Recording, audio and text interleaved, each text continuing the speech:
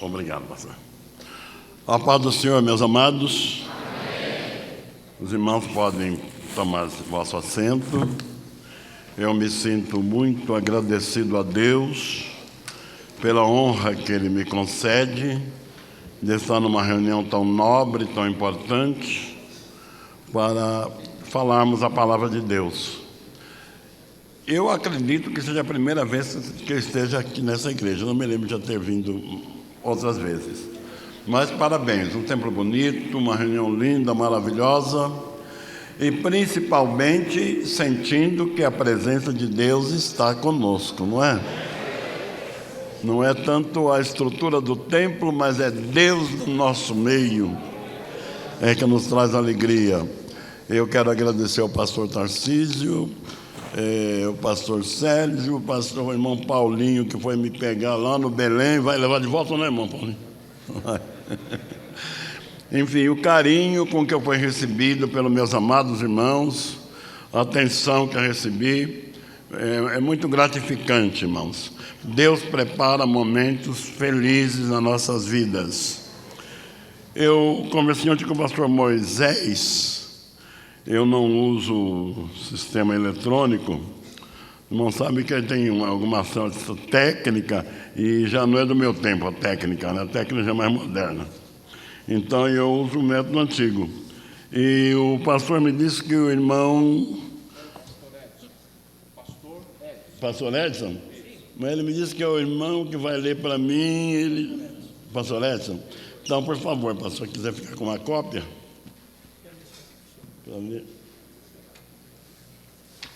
uma cópia do assunto que vamos falar. O nosso tempo não é tão elástico, então precisamos aproveitar bem o nosso tempo. Eu agradeço muito a Deus por poder lhes trazer uma palavra nesta noite. Oxalá que Deus seja nela glorificado e que nós sejamos mais edificados e fortalecidos, sentindo o peso da responsabilidade na obra de Deus. Então, o meu assunto é falar sobre o papel do educador cristão como fundador de líder, como formador de líderes para a igreja. O nosso texto básico vai ser Carta do apóstolo Paulo a Tito. Vamos ler do capítulo 1, versículos 1 a 16. Eu farei essa leitura.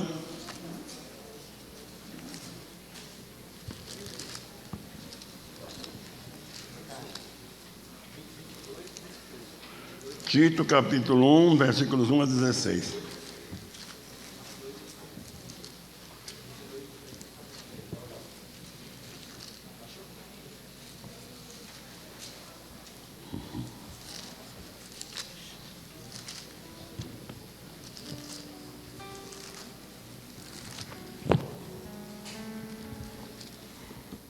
Leiamos então o texto sagrado.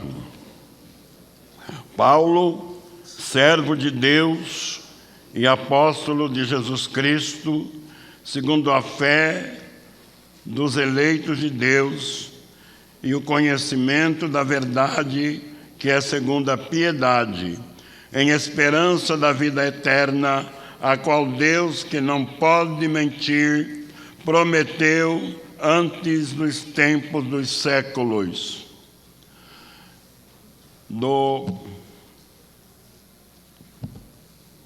Mas a seu tempo manifestou a sua palavra pela pregação que me foi confiada.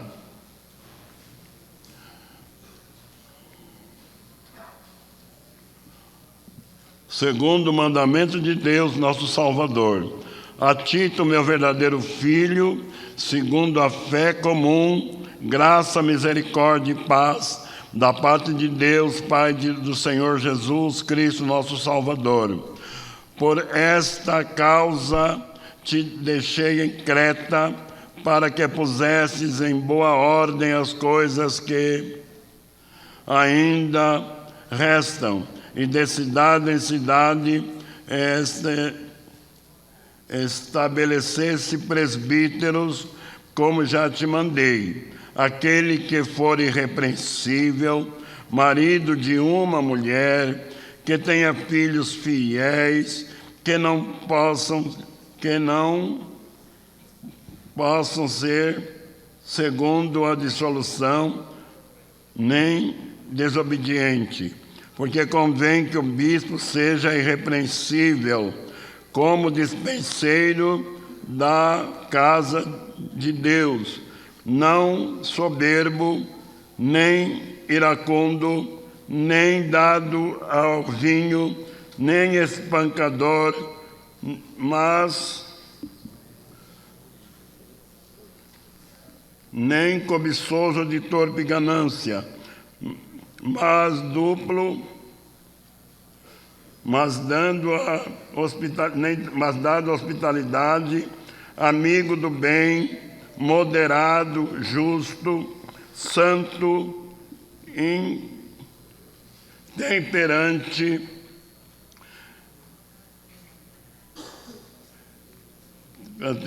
retendo firme a palavra, mas é conforme a doutrina, para que seja poderoso, tanto para admoestar como com a sã doutrina, porque há muitos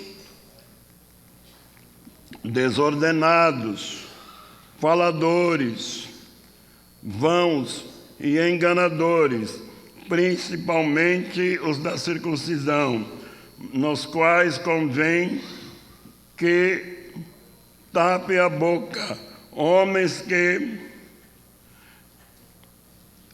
transtornaram casas inteiras, ensinando que não convém por torpe ganância. Um deles, seu próprio profeta, disse: cretenses são sempre mentirosos, bestas ruins, ventres preguiçosos. Este testemunho é verdadeiro. Portanto, repreende-os severamente, para que seja são na fé, não dando ouvido a fábulas judaicas, nem aos mandamentos de homens que se desviaram da verdade. Todas as coisas são puras para os puros, mas tudo é puro para os contaminados e infiéis. Antes, o seu entendimento e consciência estão contaminados. Confessam que conhecem a Deus, mas negam com as obras, sendo abomináveis, desobedientes, reprovados para toda boa obra. Amém. Desculpe, irmãos, a minha dificuldade de ler, eu estou com a vista já um pouco comprometida, mas conseguimos ler, graças a Deus. O apóstolo Paulo fundou muitas igrejas, e lá na ilha de Creta, ele deixou seu companheiro Tito, e aquele dá instruções ao seu companheiro para separar obreiros para a obra, presbíteros, e ele dá as qualidades dos homens que devem ser escolhidos para desempenharem na obra de Deus. Meus irmãos, o conceito de Deus permanece o mesmo. O tempo passa, mas Deus é imutável. E também a sua doutrina permanece eternamente. Nós vivemos hoje dias muito delicados. Muito delicados. Há muita heresia, há muito perigo, há muitas vozes, e isso nos força, nos obriga a conhecer bem a palavra de Deus, a sã doutrina, e poder passar ensinar os nossos irmãos a sã doutrina, para que eles não se deixem levar, não se desviem da verdade. Então é nossa responsabilidade. característica indispensável ao educador cristão, ao formador de líderes para a igreja. Em primeiro lugar, precisa ser crente. Segundo, crente não é invejoso, não é ciumento, não é orgulhoso, é amoroso, deseja o sucesso dos seus companheiros no ministério, tanto na vida secular como na carreira espiritual. Parece que dessas qualidades não vimos ninguém ainda, não, irmão? Será que tem? Será que tem um ovelha ciumento, orgulhoso, soberbo? Não convém. Convém que sejamos crentes. Irmão, me permite, eu vou usar de toda a liberdade. Eu estou na minha casa, porque a Assembleia de Deus é minha casa. Sou membro da Assembleia de Deus há quase 70 anos. Então, eu considero que, apesar do ministério não ser o mesmo, mas a igreja é a mesma, a doutrina é a mesma. Eu já encontrei muitos pastores que a gente chama ele de irmão, ele acha ruim. Irmão não, pastor. Aí, se falar para mim, não fica bem, porque eu falo, irmão, me perdoe, eu achei que para ser pastor tem que ser crente. E se é crente, é irmão.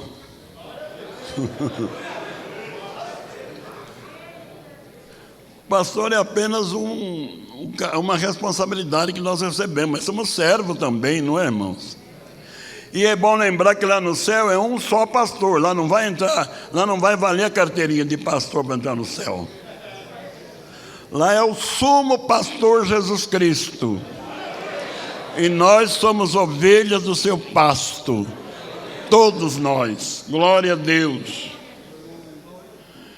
Discipulando. Discipular é a arte de ensinar os novos convertidos aos primeiros rudimentos da doutrina de Cristo.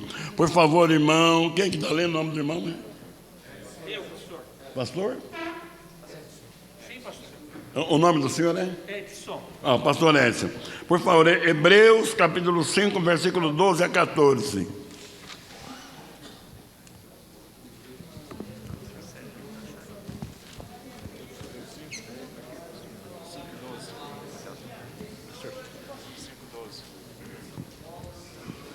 Glória a Deus. Hebreus capítulo 5, versículo 12. 12 a 14. 12 a 14. Porque, devendo já ser mestres pelo tempo, ainda necessitais de que vos torne a ensinar quais sejam os primeiros rudimentos das palavras de Deus. E vós haveis feito tais que necessitais de leite, e não de sólido mantimento. Porque qualquer que ainda se alimenta de leite não está experimentado na palavra da justiça, porque é menino. Mas o mantimento sólido é para os perfeitos, os quais, em razão do costume, têm o seu sentido exercitado para discernir tanto o bem como o mal. Amém. Agora a primeira epístola de Pedro, capítulo 2, versículos 1 e 2.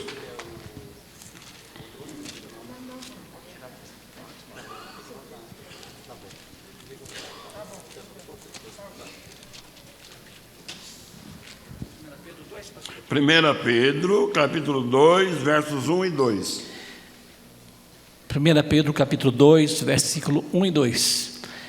Deixando, pois, toda malícia e todo engano e fingimento e invejas e todas murmurações, desejai afetuosamente, como meninos novamente nascido, o leite racional, não falsificado, para que por ele vades crescendo. Amém. O discipulador deve ensinar para o novo convertido os rudimentos, quer dizer, o princípio, as doutrinas elementares da palavra de Deus. Aqui o escritor aos Hebreus, que não sabemos exatamente quem é o escritor, porque a carta é anônima, eu acredito ser o apóstolo Paulo, mas não podemos afirmar, ele exortava os crentes hebreus, estavam dispersos, que eles estavam demorando muito para crescer. Vocês já deviam ser mestre, mas ainda precisam de leite. Então é hora de deixar os rudimentos, aquela doutrina de princípio, e entrar em caso mais profundo. Irmãos, é uma necessidade, sim. A doutrina de batismo, de salvação da alma, e do conhecimento da pessoa de Jesus, é quando a pessoa inicia na fé. Mas quando ele é um obreiro, quando ele começa a crescer, tem que entrar em terreno mais profundo, tem que aprender coisa mais difícil, porque aí está a nossa edificação, nossa firmeza. O discipulador nem sempre é um hábil ganhador de almas. Assim como o ganhador de alma nem sempre é um hábil discipulador. Cada um se aplique para aquilo que Deus o chamou. Efésios capítulo 4, versículos 11 e 12, por favor, pastor Edson. Efésios capítulo 4, versículo 11 e versículo 12. E ele mesmo deu uns para apóstolos, e outros para profetas, e outros para evangelistas, e outros para pastores e doutores, querendo o aperfeiçoamento dos santos, para a obra do ministério, para a edificação do corpo de Cristo. Então, cada um de nós, Deus nos habilitou para um determinado trabalho. Existe aquele que é um hábil ganhador de almas. Até dormindo ele ganha alma. É o dom, Deus o chamou para isso. E ele é um ganhador de alma, é um chamado de Deus. Em outra função, talvez ele não dê certo, porque a igreja é um corpo e cada membro tem uma função definida. E nem sempre o discipulador, o que é o discipulador? É aquele que cuida do novo convertido.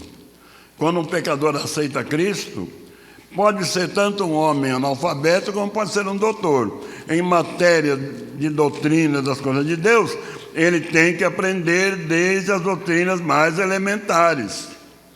E o discipulador deve ter o cuidado com o novo convertido, de lhe ensinar com carinho, com paciência, assim como um pai ensina o filho a andar, falar, comer, viver. Assim deve-se cuidar do novo convertido. Irmãos, eu posso falar isso com autoridade, porque me lembro quando Jesus salvou a minha família, o carinho que recebemos dos nossos irmãos, que nos ajudaram a nos firmar na fé. Já faz isso mais de 70 anos, mas está tão vivo na minha memória, não me esqueço disso não. Porque isso nos ajudou, e certamente aqueles irmãos terão de Deus um maravilhoso galardão. E nós temos hoje, no ano de 2022, do século 21, um desafio muito grande, e nós temos que nos preparar para cuidar dos novos convertidos com carinho, com amor, lhes ensinando a palavra de Deus. No corpo ministerial da igreja existem aquelas pessoas dotadas por Deus para ensinar os novos convertidos. São pacientes, amorosos, usam uma linguagem simples, que o novo convertido entende bem. É como um pai amoroso, ensina a seus filhos os primeiros rudimentos da doutrina de Cristo. Irmão, me permita lhes dizer, eu não gosto muito quando um pregador começa a falar muito em hebraico, grego, no púlpito. O nosso povo não entende, né? Vamos falar a língua que o povo entende. Vamos falar a língua que todos entendam e possam glorificar a Deus. Porque o pregador não pode ser um exibicionista. Ele é um servo. E como servo, quem deve ser glorificado é Deus e não o obreiro. E não o pregador. É perigoso tirar a glória de Deus e tomá-la para nós. Lembra do rei Herodes, não é? Ele fez um discurso bonito e o povo gritou: é voz de Deus e não de homem. E ele não transferiu a glória para Deus. Ele ficou glorificado e o anjo do Senhor o feriu naquele instante. Ele morreu comido de bicho. Então aprendamos a sempre por nosso intermédio Deus ser glorificado. Na membresia da igreja existe aqueles que são chamados para serem membros. Simplesmente membro. Os irmãos já ouviram alguém falar: eu sou crente de banco? Como se fosse pouca coisa. É um lugar de honra que Deus coloca, ser membro do corpo de Cristo. Quanta gente famosa do mundo que não tem essa oportunidade. Então não é simplesmente um membro, é a glória de ser membro, de estar ligado, unido ao corpo de Cristo. Então não existe um simples membro, é um membro da igreja. Ele pode estar na igreja 100 anos. É um membro alegre e feliz. Glorifica a Deus, é contribuinte, enfim, é um crente frutífero. Se nós lhe dermos um cargo, podemos estragá-lo. Tem pessoa que é chamada para ser diácono. E se ele serve bem como diácono, esse é o chamado de Deus, deixa ele ser diácono. Porque às vezes nós tiramos do diaconato e lhe damos um presbiterato, e ele aí não é mais nem diácono nem presbítero. Vamos estragar o obreiro, porque o chamado dele é para ser diácono. Diácono quer dizer aquele que serve, e servir na causa de Deus é uma honra. Lembremos dos 7 diáconos de Atos dos Apóstolos, não é? E como deixou de modelo o diácono Estevão, que foi o primeiro mártir do cristianismo, que pregou com tanta autoridade a palavra. E na hora que ele era julgado, e que os inimigos rangiam os dentes contra ele, ele disse: eu vejo o céu aberto, e Jesus em pé à direita de Deus. A Bíblia diz que Jesus está sentado, mas para receber Estevão ele se levantou, ele honrou o seu servo. Estevão morreu apedrejado numa poça de sangue. Lucas diz que antes de morrer ele se ajoelhou e orou: Senhor Jesus, não lhes imputa este pecado. E dizendo isso, adormeceu. Eu estive lendo na história de um materialista chamado Voltaire, um cientista francês do século XVIII, que ele zombava da existência de Deus. Ele dizia que a Bíblia era um livro que tinha tendência a desaparecer. Assim que a ciência crescesse, a Bíblia desapareceria. Esse homem morreu num hospital em Paris no ano de 1780. E uma enfermeira cuidava dele no leito de morte. E quando ele sentiu que ia morrer, ele começou: enfermeira, não me deixa morrer. Eu sempre ensinei que Deus não existe. Se eu tivesse enganado, agora não tenho tempo de me retratar. Vou ter que prestar contas. O que eu farei? E dizer: não me deixa morrer, enfermeira, não me deixa morrer. Ele segurando a mão da enfermeira, e nessa aflição ele morreu. E agora compara com a morte de Estevão, não é? Eu vejo o céu aberto, as pedras não eram nada para ele, ele queria estar nos braços do Senhor. E o apóstolo Paulo, que antes de morrer, ele sabia que ia morrer. Ele podia escrever para Timóteo: Timóteo, procura um advogado aí para fazer um habeas corpus, porque a coisa está séria. Ele não falou nada disso. Ele disse: combati o bom combate, acabei a carreira e guardei a fé. Me resta receber a coroa da justiça, que o justo juiz me dará naquele dia. Então vale a pena servir a Deus. Glória a Jesus. Eu vou procurar correr um pouquinho, mas senão o tempo não vai nos dar. Cada um fique na vocação que foi chamado. 1 Coríntios 7, 20. Irmão, não vamos ler não para ganhar tempo, né? Aí os irmãos já decoraram, já falaram o versículo aí. É isso que Paulo diz, cada um fique na vocação que foi chamado. Deus te chamou para ser diácono, faça com alegria o teu trabalho de diácono. Deus te chamou para ser presbítero, seja um excelente presbítero. Deus te deu uma posição de pastor, seja um pastor humilde e amoroso com as ovelhas do Senhor. Façamos o trabalho com alegria de Deus. É a vocação que Deus nos deu. Irmãos, lá no céu, nós vamos para o céu, não é, irmão? Não vamos? Amém. Vamos, nós vamos, né? É a nossa esperança. Lá no céu não vai dizer, daqui é a sala dos pastores, daqui é dos diáconos, lá não, lá é o povo de Deus tudo junto. E lá Jesus vai dar os galardões daqueles que trabalharam para Ele. Eu não agreguei esse assunto ao texto, para que ia ficar um pouco longo, mas vão poder ler em casa se quiserem. Primeira carta de Paulo aos Coríntios, capítulo 3, versos 11 a 15, onde o apóstolo fala do galardão daqueles que trabalharem na obra do Senhor, e ele classifica em 6 tipos. O trabalho de algum é como ouro, de outro é como prata, de outro é como pedra preciosa, de outro é madeira, de outro é feno e de outro é palha. Todos são provados pelo fogo. O ouro não desaparece com o fogo, ele pode derreter, mas não deixa de ser ouro.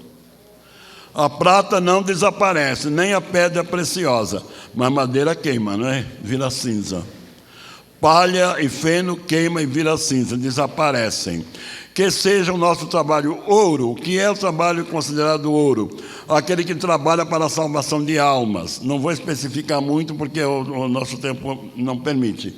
Mas leia esses textos em casa, reflita, os irmãos vão sentir. Aquele que trabalha para ganhar almas para Cristo. Seu interesse é conquistar pecadores para Deus. Esse trabalho é considerado prata. A prata é considerado o resgate das almas. Pedra preciosa, aquele que trabalha para edificar a fé dos irmãos, quer ver os crentes fortalecidos, e essa é a sua preocupação. Esses 3 tipos de obra vão ser provados pelo fogo, mas aqueles que as fizeram receberão galardão. Agora, palha, feno, madeira, palha e feno, é aquele que trabalha para ser glorificado. Irmãos, eu vou pisar um pouco no calo de alguém, não sei, mas vós já viram aqueles pregadores que falam, levanta a mão todo mundo, como levantado 1 minuto, e dá glória, e fala aleluia, e mexe com o teu irmão. Irmão, isso é palha. Isso é palha, isso é madeira, isso é feno. Pregue a palavra e deixe que ela... É ela que opera. Glória a Deus. Qual a função do educador cristão na igreja? Sua função é ensinar a palavra de Deus, ensinar a sã doutrina. Para ensinar precisa conhecer, não conhecer mais ou menos, precisa conhecer profundamente. Aqui eu gostaria de ler Colossenses capítulo 3, versos 16 e 17, irmão Edson, pastor Edson, por favor. Colossenses capítulo 3, versículo 16 e 17. A palavra de Cristo habite em vós abundantemente, em toda sabedoria, ensinando-vos e admoestando-vos uns aos outros, com salmos, hinos e cânticos espirituais, cantando ao Senhor com graça em vosso coração. E, quando fizerdes por palavras ou por obras, fazei tudo em nome do Senhor Jesus, dando por Ele graças a Deus Pai. Amém. Guarde esta advertência, que a palavra de Cristo habite em vós abundantemente. O obreiro não é para conhecer um versículo 2 da Bíblia. Fala, eu conheço a Bíblia, o Senhor é meu pastor, nada me faltará. Amém. Mas todos os crentes conhecem esse versículo, não é? Porque Deus amou o mundo de tal maneira que deu seu Filho unigênito para que todo que nele crê não pereça, mas vida eterna. Esse é considerado o textuário da Bíblia. É bom, precisamos conhecê-lo, mas não ficar aí. que a palavra de Cristo habite em vós abundantemente. Tenha riqueza de conhecimento. É uma exigência, irmãos, é uma necessidade. E para conhecer bem precisa estudar, precisa ler, precisa dedicar tempo. Evita ficar muito na televisão, porque hoje a televisão não tem nada que se aproveita, né? E muito com celular. Abre a Bíblia e continue lendo a Bíblia. Leia mesmo, leia, releia, até que a palavra entre, fique dentro de você. E em qualquer circunstância você tem um texto para citar, tem uma palavra para falar. É a palavra de Cristo habitando em nós abundantemente. Para conhecer profundamente, precisa estudar muito. Precisa haver dedicação e esmero. Também não vamos ler, apenas citar Romanos capítulo 12, versículo 7. E aquele que ensina, haja esmero no ensino. O que é esmero? É cuidado, é dedicação. Irmãos, quando nós vamos dar uma aula, falar para jovens, ou para pessoas idosas, ou para novos convertidos, vamos ter cuidado com as palavras que nós usamos. Use as palavras mais simples possível. Não precisa falar errado, mas fala com simplicidade, para que todos entendam e saiam confortados. E às vezes o nosso povo é muito heterogêneo. Uns são doutores, outros são analfabetos, não é? E quando alguém lhe pergunta sobre uma palavra, fale com carinho, explica para ele na sua linguagem, na sua forma de entender. Isso vai dando, é como uma plantinha que vem nascendo e você vai contribuindo para que ela cresça viçosa, bonita e amanhã dê frutos para a glória de Deus. Além de um profundo conhecedor, precisa ser um modelo a ser imitado.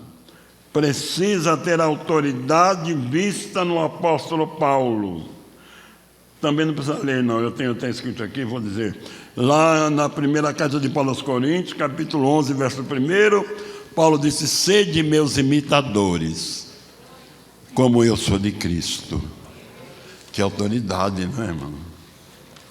Que autoridade! Será que todos nós podemos falar isso para os nossos irmãos? Irmãos, podem imitar a minha maneira de viver, porque eu estou imitando a Cristo. Oxalá que nós temos essa graça, não é? Oxalá que possamos fazer isso. Que os crentes vejam em nós modelo, exemplo, para que eles cresçam na fé, sadios. É que Deus se agrade do nosso trabalho. Há duas razões pelas quais a igreja precisa sempre de novos obreiros. Duas razões pelas quais a igreja precisa estar sempre renovando o quadro de obreiros. A primeira, a obra do Senhor cresce. O rebanho se multiplica. Então precisa de mais gente para cuidar. A segunda, muitos obreiros atingem a idade avançada. Eu já estou chegando lá, ou já cheguei, né? Completei 82, agora no mês de dezembro. Como os irmãos perceberam, o meu joelho está com problemas, a cabeça ainda está boa, graças a Deus. Ainda falo, ainda tenho voz. Então eu posso fazer alguma coisa ainda na causa do Mestre. Mas eu quero... Hoje eu conversava com uma irmã, e eu dizia, eu não lembro se era uma irmã ou um irmão, o que eu falava. Eu quero fazer algo para Deus, porque Jesus entregou talentos, e um que ele entregou 5, ele granjeou mais 5. Outro ele entregou 2, granjeou mais 2. Outro ele entregou 1, e aquele 1 ele enterrou. Não produziu nada. Mas aquele que produziu 5 e produziu 2, Senhor, tu me deste 2 talentos, aqui está mais 2 que eu granjeei com eles. O Senhor disse, bem está, servo bom e fiel. Foste fiel no pouco, sobre muito te colocarei. Entra no gozo do teu Senhor. E eu quero alcançar essa bênção. Vem conversar algum irmão, diz: pastor Serafim, me inspirei no irmão, aprendi com o irmão, disse, graças a Deus. Quando Jesus pediu conta, falou: Senhor, aqui tem um, aqui tem outro. Tem alguns que eu consegui granjear e deixar trabalhando para o Senhor. Muitos obreiros têm idade avançada e outros são transferidos para o lar celestial. Lá em Eclesiastes, também não precisa ler não, pastor Edson, vão ganhar tempo. Eclesiastes, capítulo 1, versículo 4. Está escrito: uma geração vai e a outra geração vem. Vai passando, né? Hoje eu estou vendo muitos novos pregadores, jovens pregando, jovens dando estudo da palavra. É uma alegria para mim, uma grande alegria. Como eu já disse, eu sou membro da Assembleia de Deus desde 1954. Eu aceitei Jesus em 1952. Então a Assembleia de Deus era nova no Brasil, tinha apenas 30 anos, né, de existência. E ainda nós tínhamos alguns rudimentos muito pobres. E eu, para estudar, na época minha, fazia 4 anos primário, depois uma admissão ao ginásio, depois ginásio, para depois tentar fazer um cursinho para fazer faculdade. E para eu fazer ginásio, fui ameaçado de exclusão muitas vezes. Que o meu pastor dizia: você deixa de vir no culto cultuar a Deus para aprender sabedoria carnal. Jesus vem e você vai ficar aprendendo sabedoria carnal. E eu sofri um pouco, e não pude ir além. Então, como eu não podia estudar fora, porque eu era muito oprimido, comecei a comprar livro e estudar em casa. E graças a Deus, que Deus me aprovou e me abençoou. E hoje eu tenho a honra de trabalhar ao lado do Dr. Caramuru, não é qualquer um. Glória a Deus.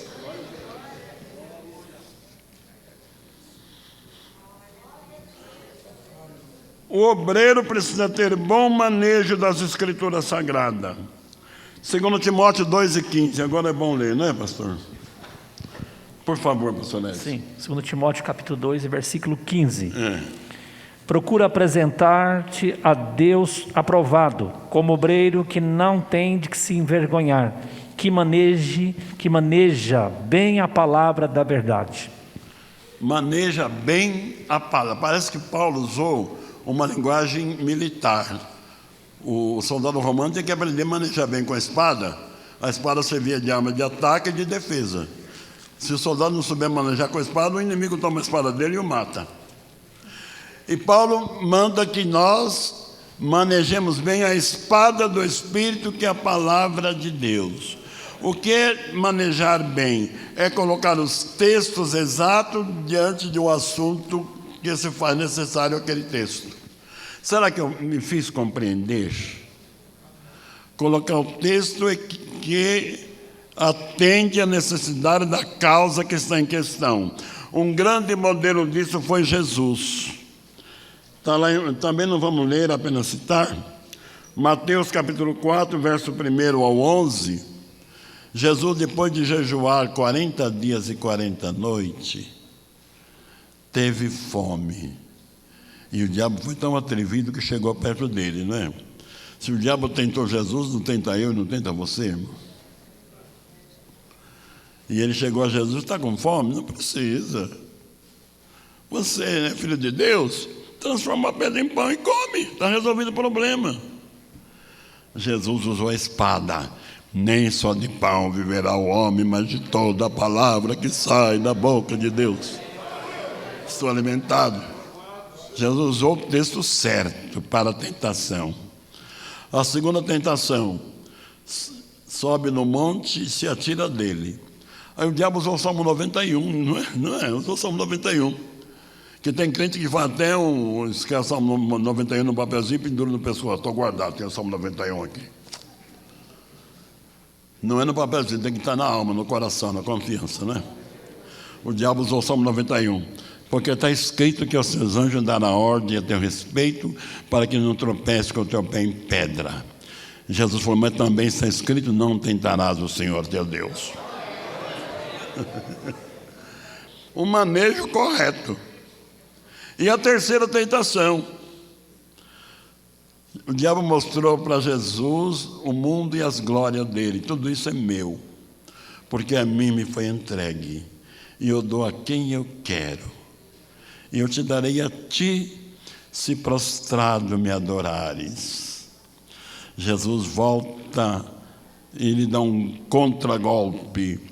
Esse também está escrito: ao teu Deus adorarás, e só a ele servirás. Vai-te, Satanás!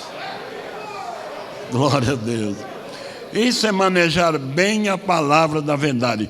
Para manejar bem tem que conhecer. Precisa conhecer, porque se não conhecer vai ter dificuldade, né? Vai pregar texto e numa hora errada.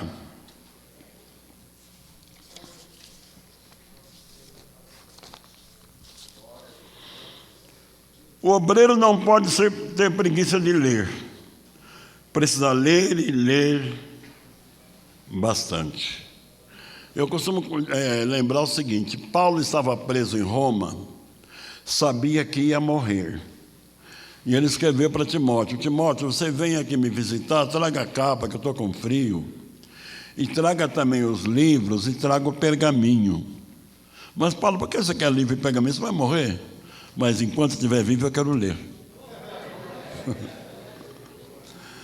Traga os livros e traga o pergaminho. Era o Pentateuco, os 5 livros da lei. E ele leu, pelo que se vê, ele leu até o fim. Irmãos, eu já vi alguns irmãos falando: pastor, eu tenho preguiça de ler. Quando eu vou ler me dá sono. Se você tem sono quando lê, leia em pé, leia andando pela casa. Põe o pé numa água fria. Exercita. Faça exercício, mas leia.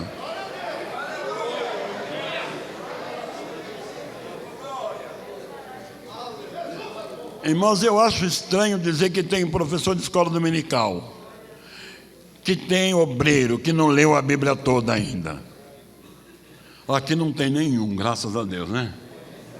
Eu não vou pedir para ninguém levantar a mão, não, fiquem tranquilos. Mas se alguém aqui ainda não leu a Bíblia toda, meu irmão, desculpe a minha expressão feia, cria vergonha. Comece hoje. E leia, e releia, e leia, e releia. E eu tenho a alegria de dizer que já li a Bíblia toda mais de 100 vezes, graças a Deus. E continuo lendo. E cada vez que eu leio, encontro mensagem nova. Porque a palavra de Deus é um oceano que nunca nós vamos chegar no fundo. É a palavra de Deus, e a palavra de Deus é profunda, é grande, é extraordinária. Glória a Deus!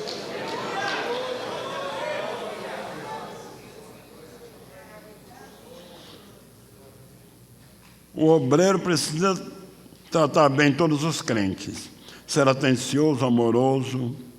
Tratamos com seres humanos e as pessoas são diferentes.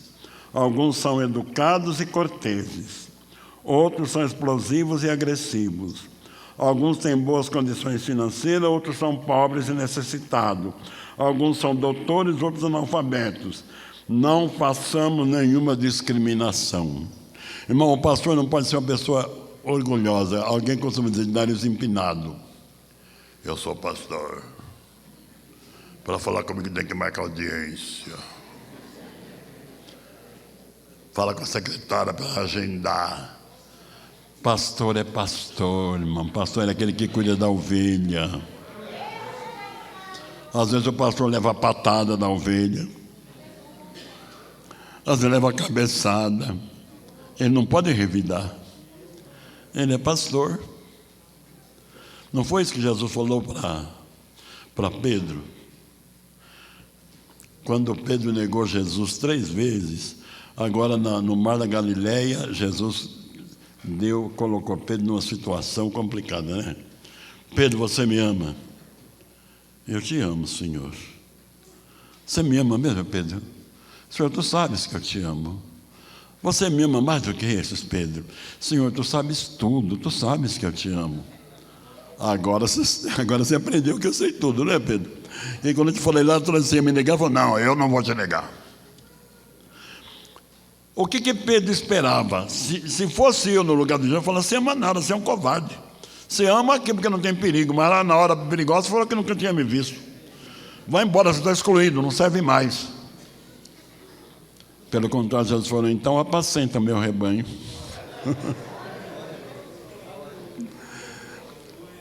Lhe dei uma posição de grande responsabilidade. Apacentar é cuidar, é zelar, é dar amor. Os mais carentes, os mais necessitados precisam receber maior atenção. Irmãos, aquele irmão muito bem de vida, aquele irmão de uma boa formação escolar, aquele irmão de uma vida financeira boa, se você cumprimentar ele, faz bem. Se não cumprimentar, ele não faz muita questão. Mas aquele irmãozinho bem humilde, bem pobre, se você cumprimentar, pegar na mão dele, der um abraço, ele fica tão orgulhoso.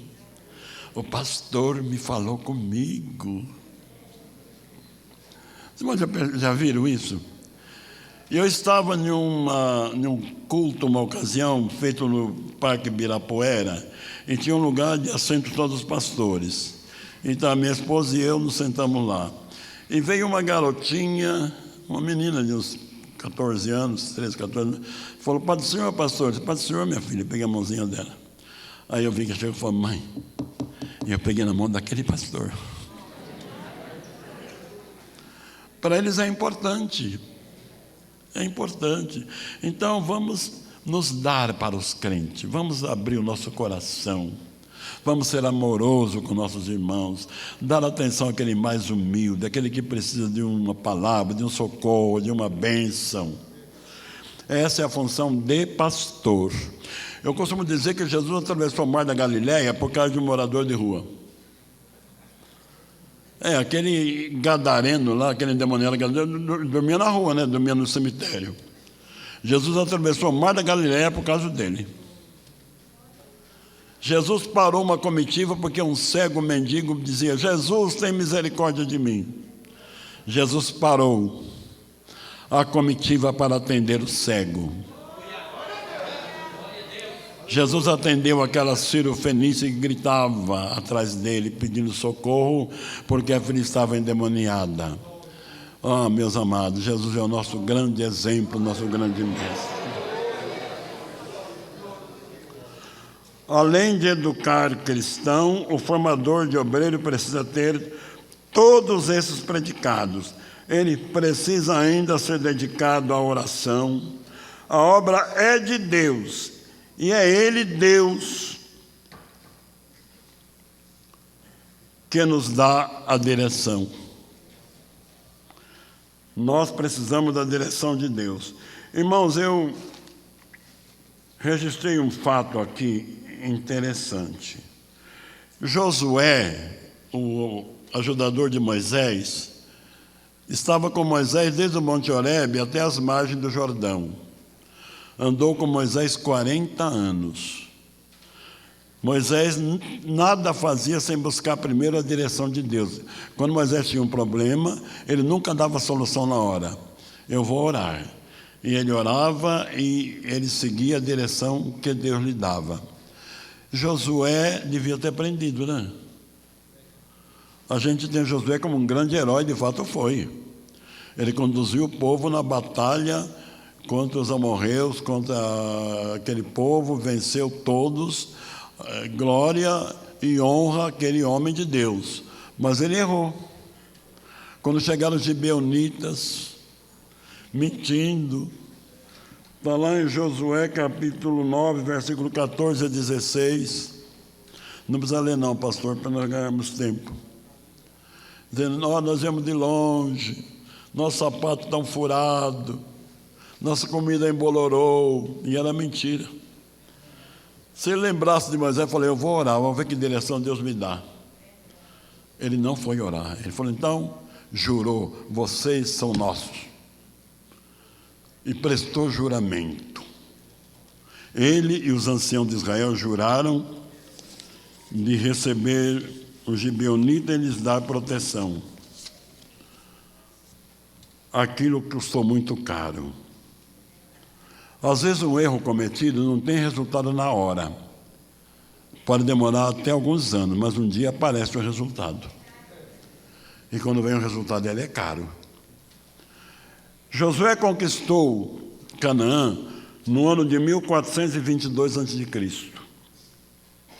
Davi foi rei no ano 990 a.C. Passou um período de 432 anos. E aquele erro que Josué cometeu, fazendo aliança com os gibeonitas, causou prejuízo a Davi e a toda a nação. 3 anos de fome. E a morte por enforcamento de 7 homens. Não vamos ler também, o tempo nosso não vai permitir, mas leiam em casa, irmãos. Além do texto de Josué, capítulo 9, versos 14 e 16, leia 2 Samuel, capítulo 21, versos 1 a 14. E vê aquele erro cometido por Josué, o prejuízo que deu para a nação. Jesus, sendo Deus, foi o maior modelo de oração. Jesus exerceu seu ministério não como Deus, mas como homem.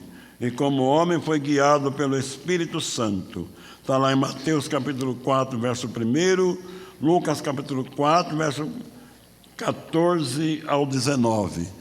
Vamos também, os irmãos podem anotar os textos em casa, ler. Me desculpe, irmãos, não está lendo, porque nós somos apertados pelo horário. Jesus não se pode separar alguém para obreiro por simpatia ou interesse pessoal. Não se pode aplicar na obra de Deus o nepotismo ou quaisquer outros motivos que não seja exclusivamente por vocação divina. Perigoso separar um obreiro porque ele é meu amigo, porque ele é um bom dizimista. Separar um obreiro porque ele é meu parente, é meu primo, é meu irmão, é meu filho. Isso não é predicado para separar para obreiro. Precisa ser chamado por Deus. Quando o pastor quer separar alguém para obreiro, vai e leva o nome desse obreiro a Deus e começa a orar. E Deus vai lhe dar um sinal. E quando Deus der o sinal, pode ir confiante. O obreiro vai ser uma bênção. Mas se ele for separado por simpatia pessoal, por nepotismo, o que é nepotismo? Parentesco, né? Separar alguém por ser parente vai dar problema, vai dar trabalho. Jesus tinha muitos discípulos. Além dos 12, ele enviou mais 70 discípulos para pregar o evangelho do reino. Lucas capítulo 10, verso 1. Apóstolo, o Senhor nomeou 12. Depois de uma noite de oração. Lucas capítulo 6, verso 9 a 13. E mesmo assim, um deles era ladrão. Evangelho de João, capítulo 12, verso 4 a 6. Irmão, deixa eu contar uma experiência que eu tive, muito interessante. Eu estava um dia indo de ônibus, lá do meu bairro Belém para o centro, e ao meu lado sentou uma senhora já de meia idade, e começou a chuviscar. E ela falou para mim: moço, esse tempo de São Paulo é louco, você não acha? Chove, faz sol, faz frio, tudo num dia só. Tempo louco, você não acha? Eu falei: não, senhora, não acho.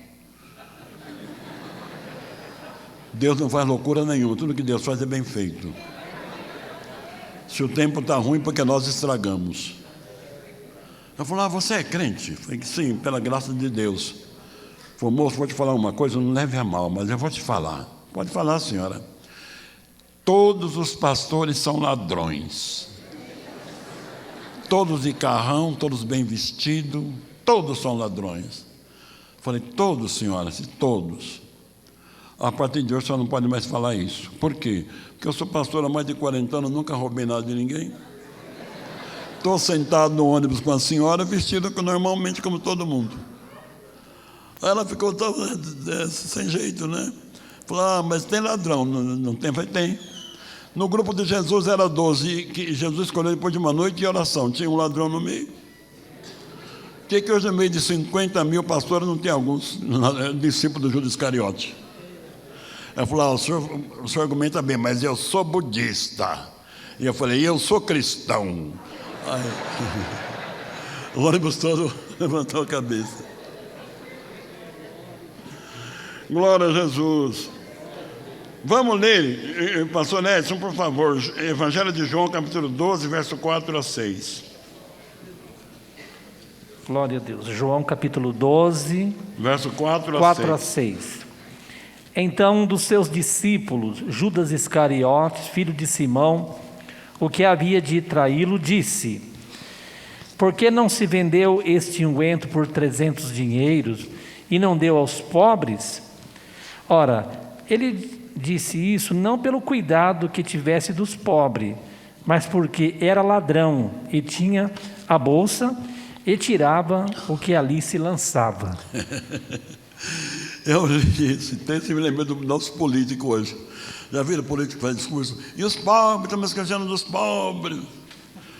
Nós não damos atenção para os pobres que estão na fila do ônibus, sacolejando.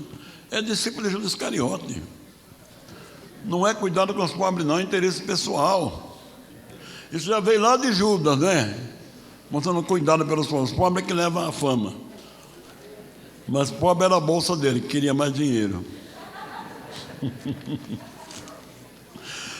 Maria fez uma oferta de gratidão ao Senhor, derramando um unguento sobre ele, encheu a casa de perfume. Jesus elogiou a sua atitude, mas o ladrão Judas falou: que perdi 300 dinheiro, eu ia melhorar a minha vida. O discipulador nem sempre é um hábil ganhador de almas. Assim como o ganhador de alma nem sempre é um hábil discipulador. Cada um fique naquilo que Deus o chamou. Efésios capítulo 4, verso 11 a 12. Também, pastor, não vamos ler não, porque o tempo já está passando. Mas irmãos podem ler em casa a carta de Paulo aos Efésios, capítulo 4, versos 11 a 12. No corpo ministerial da igreja existe aquelas pessoas dotadas por Deus para ensinar os novos convertidos. São pacientes, amorosos. Aqui eu já li esse texto, já falei, me perdoe, mas eu voltei.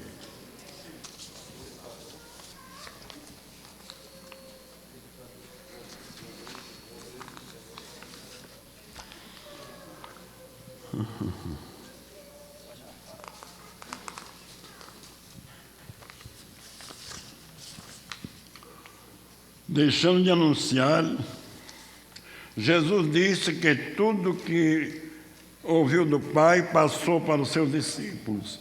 Evangelho de João, capítulo 15, versículo 15.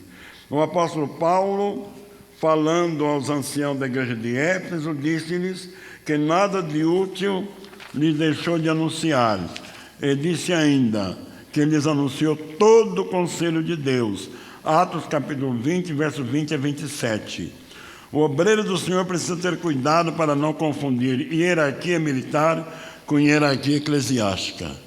Tem gente que confunde isso, é perigoso, viu? Eu já contei uma história para o Dr. Calamuru e ele deu muita risada. Eu vou fazer vocês rirem também. Eu era jovem na igreja e nós tínhamos um grupo de jovens, eram amigos. E um deles foi consagrado a diácono. Naquele tempo nós éramos obrigados a usar chapéu. Então ele chegou cedo da igreja com chapéu, ficou na porta da igreja, o carro fechado. Aí chegou e falou: Pai do Senhor, irmão fulano. Irmão, não, eu hoje sou diácono. Sou mais irmão, sou diácono. Não sabia que diácono é servidor, né? Mas então, às vezes, estraga-se o obreiro, né? Mas é bom servir a Deus com alegria. Obreiro, então, não confundamos, que o soldado chega no cabo tem que fazer continência, né? E assim por diante, não é? Os irmãos têm que se amarem uns aos outros, independente da posição. Os discípulos iam acompanhando Jesus para a Galileia e eles iam discutindo qual deles ia ser o maior no reino, porque esperavam que Jesus ia estabelecer o reino logo aí, né? Talvez Judas dissesse: eu vou ser o ministro da fazenda, vou ficar rico. Quem sabe Pedro dizer: eu vou ser o ministro da defesa, porque a espada é comigo mesmo. E cada um já discutindo a posição. Aí Jesus parou, vocês estão falando o que aí, hein? Eles ficaram com vergonha de falar o que é o que estavam falando, né? De falta vergonha mesmo, né? Aí Jesus pegou uma criança e disse: quem não serve de criança não entra no reino de Deus, porque o maior serve o menor. Então aqui não tem grande, aqui é Jesus. Ele é grande. E quanto mais alta a nossa função, mais amigo dos crentes precisamos ser. Os discípulos vinham discutindo, já falei isso daqui. O maior em nosso meio é Jesus. Jesus é a resplandecente estrela da manhã. Apocalipse 22 e 15, irmão, por favor, o último texto. Apocalipse 22 e 15. Ficarão de fora os cães e os feiticeiros. Verso 15, capítulo 22, verso 15. Verso 15. Vou ler o 15 e 16, pastor. Ficarão de fora os cães, os feiticeiros que se prostituem, e os homicidas, e os idólatras, e qualquer que ama e comete a mentira. Eu, Jesus, enviei o meu anjo para vos testificar estas coisas nas igrejas. Eu sou a raiz e a geração de Davi, a resplandecente estrela da manhã. Amém. Lá no capítulo 14 de Isaías diz que Satanás é a estrela resplandecente, é uma estrela, mas a resplandecente estrela da manhã é Jesus. Era uma estrela, mas não tinha luz própria, a luz que ele recebia era de Deus. Se rebelou contra Deus, perdeu a oportunidade. Mas Jesus é a estrela da manhã, a resplandecente estrela que brilha em nossas vidas, em nosso coração. Irmãos, eu tenho ainda 10 minutinhos para completar 1 hora que o pastor me permitiu, e o pastor me deu a permissão de apresentar os livros que, pela graça de Deus, eu escrevi. Alguém aqui já me viu naquele programa de televisão, Vejam Só? E alguns irmãos já me viram lá, obrigado.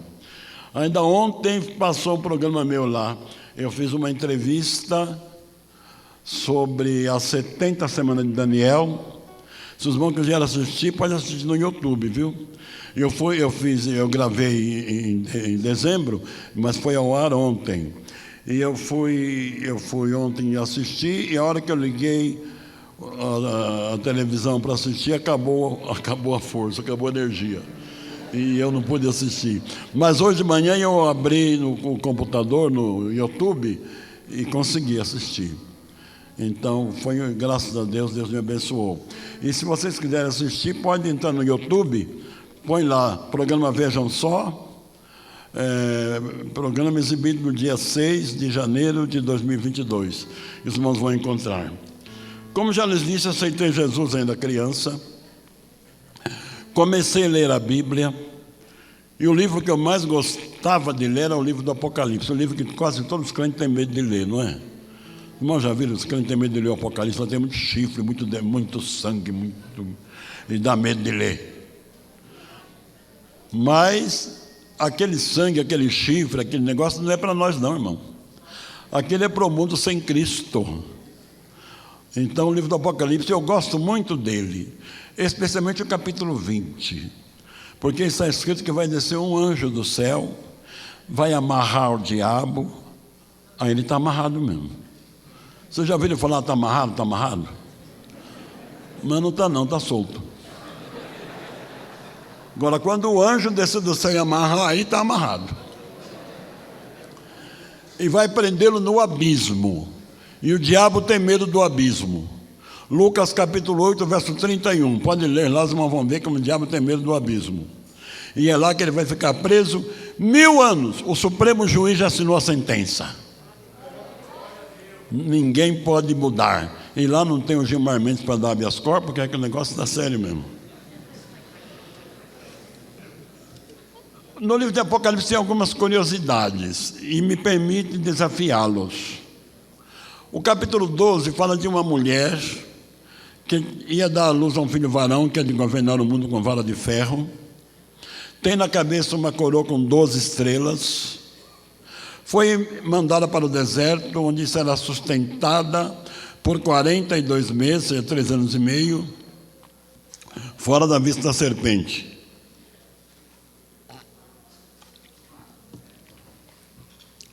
E essa mulher está vestida do sol e tem a lua debaixo do pé. Esquisito, né? Quem será essa mulher? O que significa estar vestida do sol? O que quer dizer ter a lua debaixo do pé? Eu não vou falar não, quem quiser saber vai comprar o livro do Apocalipse, tá bom? Amém? Mas um detalhe importante, é o capítulo 17. Fala de outra mulher, Babilônia mística. João viu uma mulher prostituta, ricamente vestida, tendo nas mãos uma taça de ouro cheia da abominação das nações, sentada numa besta cheia de nome de blasfêmias, e a mulher embriagada com o sangue dos santos e das testemunhas de Jesus. E eu li esse texto e comecei, Jesus, a que se refere? A quem essa mulher representa? E na hora me veio uma inspiração. Essa mulher representa a Igreja Católica Romana. Eu escrevi, está escrito aqui, e falei num programa de televisão. Recebi tanto e-mail de gente brava. Mas hoje um arcebispo da Igreja Católica Romana está falando da mesma coisa. Até parece que ele leu no meu livro. Então está provado. Além disso, irmãos, tem outras curiosidades interessantes. E eu penso que todo obreiro, todo crente devia saber o que significa estar vestida do sol, o que quer dizer ter a luz debaixo do pé. Eu estou explicando minuciosamente, não aquilo que eu penso. O que eu penso não vale nada. Aquilo que a palavra de Deus fala. E aqui escrevi Daniel, profecias atuais. Daniel também tem um desafio para fazer. O rei Nabucodonosor fez uma imagem do Deus da Babilônia, com 6 metros de altura por 3 de largura. Marcou o dia da consagração da imagem e ordenou que viessem os sábios, os prefeitos, os governadores, toda a autoridade. Ao ouvirem o som dos instrumentos, todos deviam se ajoelhar e adorar aquela imagem. 3 amigos de Daniel, Ananias, Misael e Azarias, não adoraram a imagem. Foram lançados na fornalha de fogo ardente. Deus não guardou da fornalha, mas guardou dentro da fornalha. E Daniel, hein? Não fala nada dele. Por que ele não foi lançado na fornalha também, se ele também não adorou a imagem? Também não vou falar. Quem quiser saber, vai comprar o livro de Daniel, tá bom? Aqui eu falo sobre os 40 anos de Malaquias até João Batista. Tempo de Alexandre o Grande, tempo de Nimrod, tempo das figuras do anticristo. Antíoco Epifânio foi a maior figura do anticristo. E o capítulo 11 de Daniel, dos versículos 1 até o 35, fala deste Antíoco Epifânio. Não dá o nome dele, mas dá a obra que ele fez como figura do anticristo. E do versículo 36 ao 41 fala do anticristo que vai vir. E o capítulo 11 diz que o anticristo não terá respeito pelos deuses de seus pais e nem terá respeito pelo amor das mulheres. Isso nos faz desconfiar que ele será um homossexual. E parece que vai ser, porque estamos vendo hoje os ativistas gays, até da ONU, fazendo pressão em favor do homossexualismo. Jesus vivia em constante conflito com os fariseus e saduceus.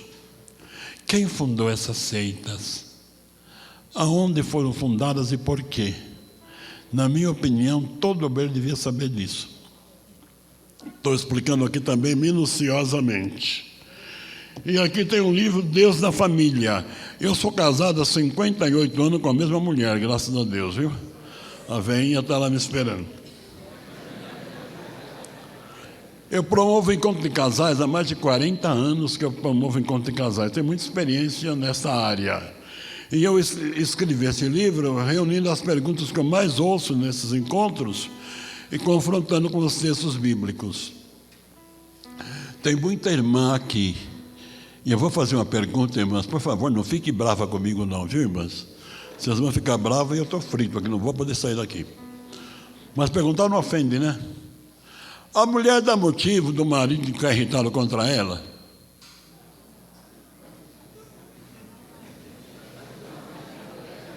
O que vocês acham?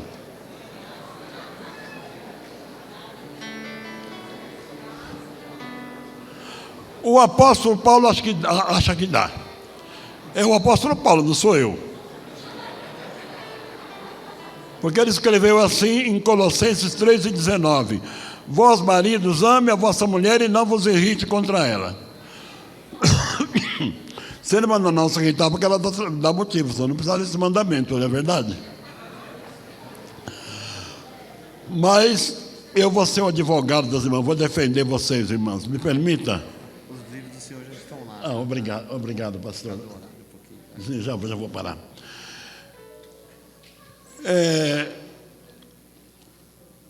Todo mês a mulher recebe um visitante que chama TPM. Quem sofre mais com a TPM, a mulher ou o marido dela? O marido. Não está sabendo de nada, ela expulsa ele da porta, é verdade ou não é? Ela chora sem motivo. Ele vai lá e fala: benzinho, por que está chorando? Não interessa, vai embora. Não se irrite, marido, tenha paciência. Esse visitante vai embora, ela volta a ser a santinha de sempre. Então, o pastor acaba de me informar que meus livros já estão expostos lá na frente. Eu tenho uma maquininha muito abençoada. Eu já sou velho, mas tenho uma moderninha comigo, viu? Vocês podem passar o cartãozinho e fica tudo certo. E se alguém quiser o autógrafo, não cobro nada pelo autógrafo. E se alguém souber mexer com a maquininha e quiser me ajudar, eu agradeço, porque sozinho fica difícil atender os meus irmãos. Muito obrigado, irmão. Deus nos abençoe. Obrigado pela oportunidade e pela vossa atenção. Deus os abençoe. Amém. Obrigado, pastor. O Ismael vai ajudar lá, tá? Ah, pois não. Ismael vai me levar lá? O Ismael, não, pode ficar aqui.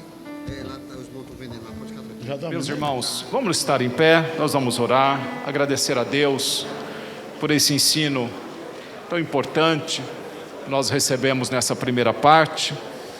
E nesta oração também, nós queremos expressar nossa gratidão a Deus, que após a oração, nós vamos ter um louvor, e neste louvor nós estaremos contribuindo na obra do Senhor. Mas antes, vamos estar orando, agradecendo ao Senhor pela palavra e também pelo momento de nós adorarmos ao Senhor com as nossas contribuições.